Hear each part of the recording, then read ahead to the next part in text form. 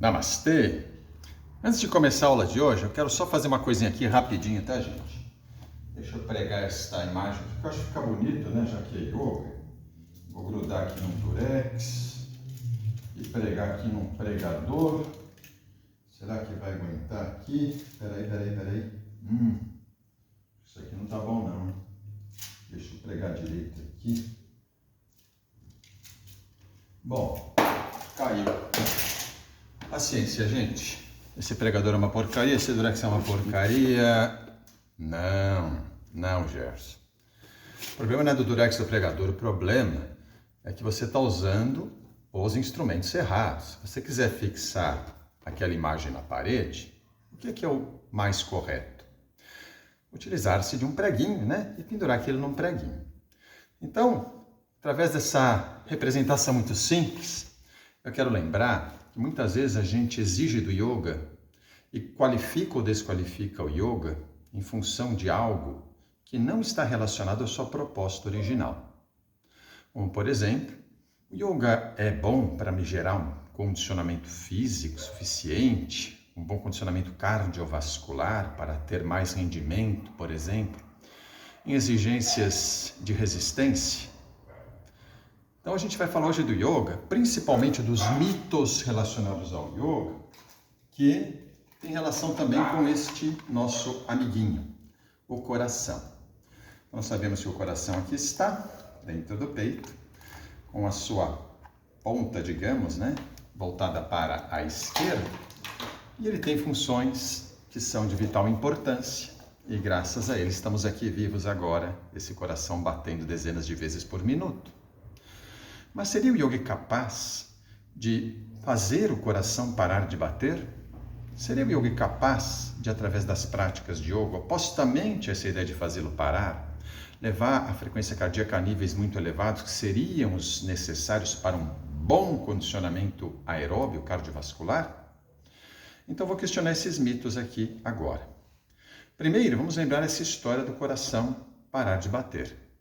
Então, durante muito tempo, foi corrente ou recorrente no nosso meio a ideia de que yogis são capazes de fazer o coração parar de bater. E continuar vivos, é claro, porque eu posso aqui, dar um tiro na minha cabeça e o coração para de bater, mas eu já não estou mais vivo. Mas os yogis seriam capazes de fazer isso, depois voltar à vida normalmente. E por quanto tempo? Por minutos, horas, sabe-se lá, até mais do que um dia? Se isso é possível, do ponto de vista fisiológico, ou, mesmo sendo possível, teríamos como explicá-lo? Algo que se chama fisiologia incompreendida do yoga. Muitas coisas a gente ainda não consegue explicar em relação aos feitos dos yogis.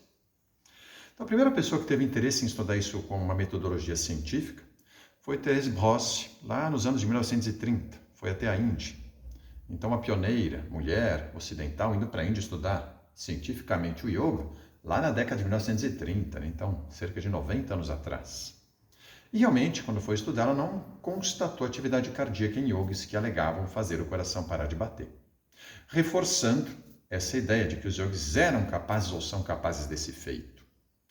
Mas depois, outros estudiosos começaram a se debruçar sobre essas investigações. E é muito emblemático o trabalho de Wenger Bhakti, se não me engano, se pronuncio corretamente o nome, e Anand, que em 1961 publicaram um trabalho sobre esse controle voluntário da frequência cardíaca em yogis. E constataram que os yogis conseguem, primeiro, não diretamente influenciar a frequência cardíaca, como se eu conseguisse controlar essa musculatura respiratória, que a gente já falou, sobre a respiração na aula passada.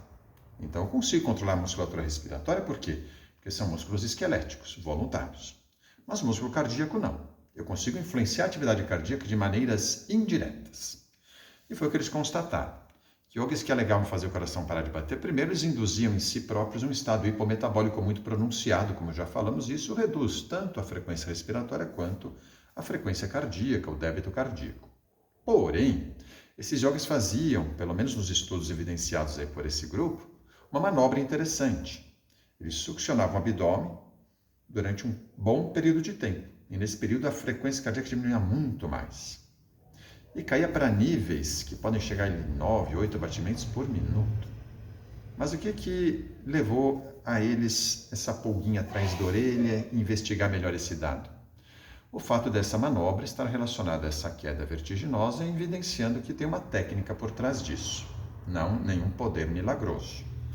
E a técnica consiste em, ao succionar o abdômen e o Dhyana Bandha, de maneira muito eficaz, num primeiro momento você até eleva a frequência cardíaca, você traz mais sangue para o coração pela pressão negativa. E o coração responde a reflexos, como o reflexo do Bainbridge, quanto mais sangue chega no coração, mais ele bate para ejetar sangue para fora. Ele responde à demanda, digamos. Só que depois de um tempo, você mantendo essa técnica, começa a diminuir o fluxo pela veia cava inferior, que é a principal porta de entrada do sangue no coração. E chegando menos sangue no coração, o que vai acontecer? O oposto do que eu falei, ele vai começar a bater cada vez mais lento e cada vez mais fraco. E foi isso que eles constataram. Não, o yoga não fazia o coração parar de bater, ele reduzia muito a frequência cardíaca a ponto de você não constatar a frequência palpando a artéria radial, a carótida, colocando o estetoscópio praticamente não ouvia, mas a eletrocardiografia mostrava atividade cardíaca ainda. Esses dados continuaram sendo dados, sendo questionados por outros estudos posteriores, como o de Cotard em 1973, mas nunca se chegou, de fato, a uma conclusão muito precisa sobre isso. E até onde a gente realmente pode concluir, os yogis reduzem muito a atividade cardíaca, como eu falei, com relação à respiração, mas eles continuam tendo seu coração ativo, porque do ponto de vista fisiológico não seria realmente possível, permanecer vivo fazendo o coração ficar parado por muito tempo, tá? Então, temos aí uma série de dados que evidenciam isso. Agora, se o yoga leva o organismo a um hipometabolismo, como a gente pode esperar que o yoga seja uma atividade que aumente o condicionamento cardiovascular, elevando a frequência cardíaca a níveis que consideramos os necessários para esse condicionamento? Por exemplo, acima de 120 batimentos por minuto, ou algo até acima disso, E aí isso acabou sendo estudado, mas me parece estranho estudar esse dado. Então, um estudo, por exemplo, publicado em 2007 por Huggins e colaboradores, ele tem o seguinte título: A prática de Hatha Yoga, Hatha Yoga tradicional, não é yogas dinâmicos contemporâneos, satisfaz as recomendações para a intensidade de atividade física e que melhore e mantenha a saúde e o condicionamento cardiovascular? Então, o que eles constataram é que o nível de aumento da atividade cardíaca na prática de Hatha Yoga tradicional não é suficiente para melhorar este condicionamento cardiovascular, tal como seria, no caso de um exercício aeróbio desses mais consagrados, como corrida, ciclismo, natação, e assim por diante. E a resposta que eu dou é claro que não, porque o Hatha Yoga não se propõe a isso, exatamente propõe o contrário. Ele não propõe aumentar a atividade, ele propõe diminuir a atividade. Ele não quer nos levar a um hipermetabolismo, ele quer nos levar a um hipometabolismo, pelo menos enquanto estamos praticando as técnicas dentro dessa proposta mais tradicional. Estudar se o Hatha Yoga vai elevar esses níveis, para desqualificar ou qualificar se chegar-se a esse resultado, é como tentar usar o pregador para prender aquela imagem na parede. É você usar a coisa errada para aquela proposta. Mas há questionamento sobre isso que eu estou falando agora. Por quê? Porque na medida em que o yoga moderno vai dinamizando mais as suas práticas, dinamizando mais e mais, começa-se a falar, não, agora esse yoga mais dinâmico tem melhoras no condicionamento físico. Por exemplo, a alegação de Bikram Choudhury, um conhecido professor de yoga, empresário do yoga, com inclusive uma vida muito controversa e polêmica em vários aspectos, não vou aqui entrar no mérito, mas ele diz, já falou isso várias vezes, que o yoga que ele ensina é suficiente para levar o praticante à forma mais perfeita de condicionamento físico em todos os aspectos.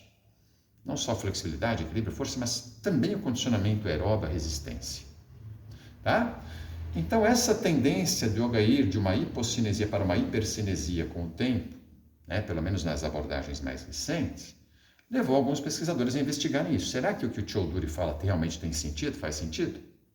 E aí, gente, isso também foi investigado. Aí com abordagens mais dinâmicas, como por exemplo, Ezra Amsterdã em 2001, Porcari e tal, eles foram, esses pesquisadores, investigando efeitos na atividade cardíaca e no consumo máximo de oxigênio, VO2 máximo, em praticantes dessas abordagens. E faziam abordagens bem dinâmicas, né? Com séries de Surya Namaskar contínuas e tal. E constataram que, de fato, esses praticantes tiveram, durante a prática de yoga, um aumento da atividade cardíaca em níveis compatíveis com aqueles necessários para o condicionamento. Também constataram o aumento, durante um período de tempo, do VO2 máximo. O que é o VO2 máximo? A capacidade máxima que uma pessoa tem de consumir oxigênio. Isso também se usa como parâmetro para se inferir o quanto essa pessoa consegue fazer de trabalho aeróbio, né? O que leva a rendimento maior em atividades de resistência. Eles tiveram aumento de 7% do VO2 máximo. E isso se tornou, no meio, algo muito valorizado. Olha, yoga de fato, agora a gente tem evidência, né? Que melhora o VO2 máximo, que melhora rendimento, condicionamento. Então ele pode ser usado para essa finalidade. Porém, gente, como eu disse, se você melhora a capacidade do pregador de cumprir aquela função, coloca um pregadorzinho mais forte e tal, ele vai conseguir, de certo modo, cumprir aquela função, mas talvez não tão bem quanto um preguinho que originalmente é concebido para aquela finalidade.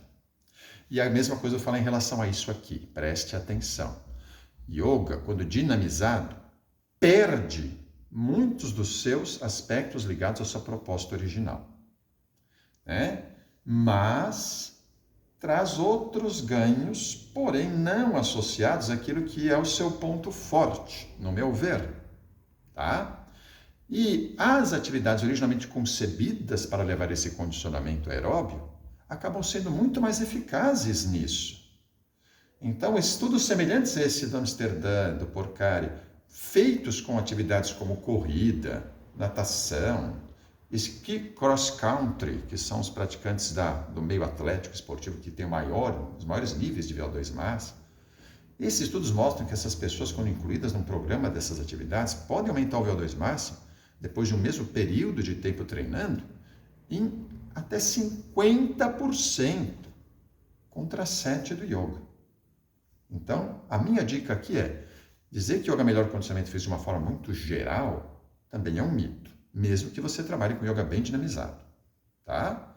Então, se você quer melhorar, se o seu objetivo é esse, quer melhorar o condicionamento físico de maneira muito eficaz em vários aspectos, você tem que diversificar suas atividades. Então, fazer uma atividade aeróbica convencional, como corrida, natação, isso que eu já falei. Trabalhar fortalecimento, talvez, né, realmente fazendo musculação, pilates, alguma coisa concebida para essa finalidade. Não que o yoga não possa fortalecer também, mas também nesse sentido ele não tem a eficácia que outras práticas têm, se o seu objetivo for, principalmente hipertrofia, capacidade de levantar cargas cada vez maiores, melhorar sua carga máxima, como se diz na musculação, tá? E praticar yoga para aquilo que o yoga realmente tem a oferecer de melhor. Inclusive, em termos de condicionamento físico, a flexibilidade é o ponto forte do yoga, em meu ver, se praticado do modo tradicional. Certo? Então, hoje eu vou ficando por aqui. Desculpe que eu me estendi nessa aula mais do que costumo, mas tinha muito assunto. Namastê!